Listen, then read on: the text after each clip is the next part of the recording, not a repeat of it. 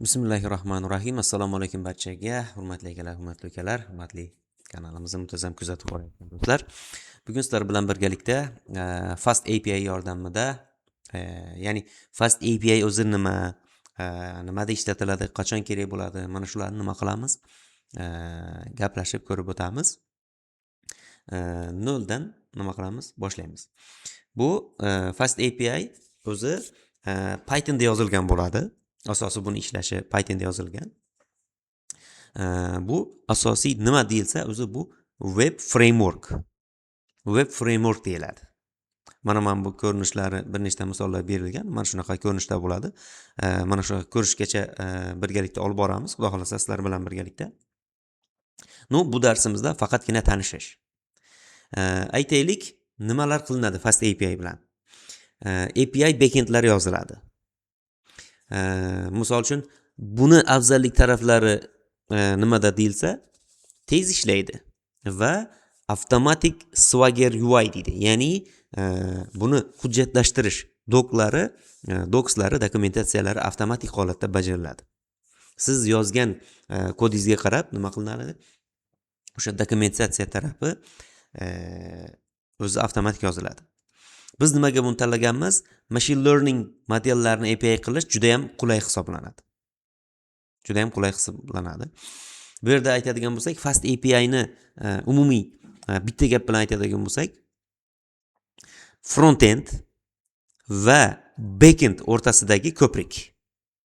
Front-end bu misol uchun bizda Gradio UI bo'lishi mumkin yoki bo'lmasa boshqa bo'lishi mumkin. Mana shu va bizni machine learning modelimizni orasidagi nima bo'lar ekan bu? Ko'prik vazifasini bajarar ekan. Nimaga Fast API mashhur bo'lgan desa, dokumentatsiyasi avtomatik holatda bo'lishligi, tez ishlashi, oddiy sintaksisga egaligi, misol uchun kamroq kod bilan aniq natijalarga erisha olasiz. Va eng bizga keraklisi machine learning uchun juda ham qulay. sklearn, PyTorch bilan nima qilinadi? Zo'r ishlaydi. Va buni o'zi nima deymiz? O'sha xavfsiz tomonlari bor. GWT, OAuth Ason deydi. Mana shu anonlar bilan nima deymiz? Ko'rsatkichlar bilan yanada o'zini qulayligi oshgan. Fast API qayerda ishlatiladi deb so'rasa, mobil applar bor, to'g'rimi? Telefonda ishlaydigan. Application deymiz, o'sha dasturchalarda nima qilinadi? Backendida, front-end uchun API da, machine learning modelini deploy qilishda, deployment, ya'ni o'sha serverga joylab boshqa ishlarida, mikroservislarda va admin panelni backendda yaratishda ham nima qilinar ekan? Bu ishlatilar ekan. Bu yerda misol uchun mana biz ko'p eshitganmiz, aytaylik, Flask bor. Fast API bor. Flask ham xuddi shu, lekin ikkalasini taqqoslaydigan bo'lsak, Flask sekinroq bo'ladi, Fast API juda tez bo'ladi. Flaskda Swagger yo'q, ya'ni dokumentatsiya yo'q. Bunda avtomatik holatda bo'ladi Fast API da. Flaskda validation ham yo'q. Fast API da Pydantic bilan bu mavjud. Flaskimiz eski, Fast API nima ekan demak? Zamonaviy bo'lar ekan.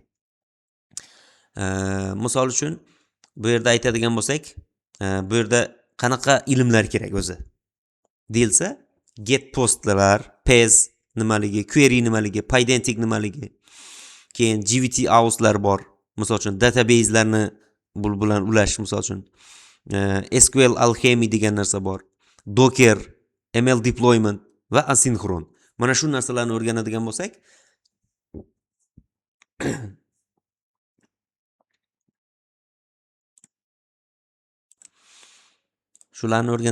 bizga yanada qulayligini nima qilib beradi? Ko'rsatib beradi.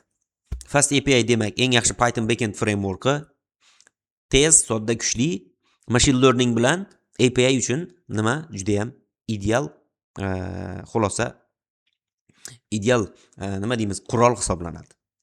Bu yerda misol uchun o'zini ketma-ketliklari bor, o'zini tartiblari bor. Bularni birgalikda keyingi darsda nima qilamiz? Ko'rib o'tamiz.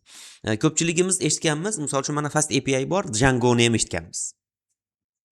Bularning ikkalasini men taqqoslash sifatida ko'rsatib o'tay. Misol uchun mana Django nima deyilsa, Fast API bu faqat API yozadi. API yozish uchun tez va yengil. Mana bu. Lekin Django bo'ladigan bo'lsa, to'liq web framework tuzadi. Django nima qiladi? To'liq web frameworkni nima qilar ekan, demak, tuzar ekan. Bu yerda misol uchun mana admin panellar, houslar, ORMlar, template hammasi bunda Djangoda nima bor. Buni o'sha asosan backendchilar ko'proq ishlatadi, ko'proq nima qiladi, foydalanadi. Mana shuni tartibidan ham nima qilishimiz mumkin? Fast API va Djangoni nima deymiz, o'sha ko'rib olishimiz mumkin, nimaga qaysi bir joyda ishlaydi. Demak, Django kuchli, to'liq ekan, web framework ekan. Fast API bo'lsa, faqatgina API uchun vazifasiga qarab, endi ikkalasi ham yaxshi, bular bittasi yomon, bittasi deb bo'lmaydi. Ikkalasi ham o'ziga yarasha kerakli narsa hisoblanadi. Bizda machine learningda API qilish nima deyilsa, o'zi nimaga kerak, mana bu fast API nimaga kerak deb so'raladigan bo'lsa, modelni biz nima qilamiz? Pickle yoki joblib qilib saqlaymiz. Tayyor bo'lgan modelimiz endi bu. O'sha machine learningda yaratilgan model. O'sha modelni Fast API orqali tashqaridan so'rov qabul qilib, natija qaytarish uchun bizga Fast API kerak bo'ladi. Bunda nima bo'ladi desa, eng birinchi JSON holati yuboriladi. Bu API ga tushadi. API dan machine learning modelga boradi. Machine learning buni prediction qiladi. O'sha natijani chiqaradi va yana JSON holatida nima qiladi? Natijalarni yuboradi. Mana bu esa bizda nima ekan? Machine learningda Fast API ning asosiy o'rni ekan.